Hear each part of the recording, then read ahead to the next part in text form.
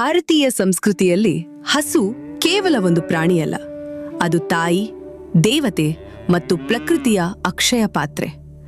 ಪುರಾಣಗಳ ಪುಟಗಳನ್ನು ತಿರುವಿ ನೋಡಿದಾಗ ನಮಗೆ ಕಾಣಸಿಗುವ ಅತ್ಯಂತ ತೇಜಸ್ವಿ ಮತ್ತು ಪವಿತ್ರ ರೂಪವೇ ಕಾಮಧೇನು. ಕಾಮಧೇನು ಎಂದರೆ ಕೇವಲ ಬಯಸಿದ್ದನ್ನು ನೀಡುವ ಕಾಲ್ಪನಿಕ ಶಕ್ತಿಯಲ್ಲ, ಅದು ಶಿಸ್ತು, ತ್ಯಾಗ ಮತ್ತು ಸಮೃದ್ಧಿಯ ಸಂಕೇತ. ದೇವತೆಗಳ ಆವಾಸ ಸ್ಥಾನವಾಗಿರುವ ಈ ಗೋಮಾತೆಯು ರಾಜಶಕ್ತಿಗಿಂತ ತಪಶಕ್ತಿ ಮಿಗಿಲಾದದ್ದು ಎಂಬುದನ್ನು ಜಗತ್ತಿಗೆ ಸಾರಿದವಳು. ಹಸುವಿನ ಪ್ರತಿಯೊಂದು ಅಂಗದಲ್ಲೂ ದೇವತೆಗಳಿದ್ದಾರೆ ಎಂಬ ನಂಬಿಕೆಯ ಹಿಂದೆ ಪ್ರಕೃತಿಯನ್ನು ಆರಾಧಿಸುವ ಒಂದು ಮಹತ್ತರ ಉದ್ದೇಶವಿದೆ.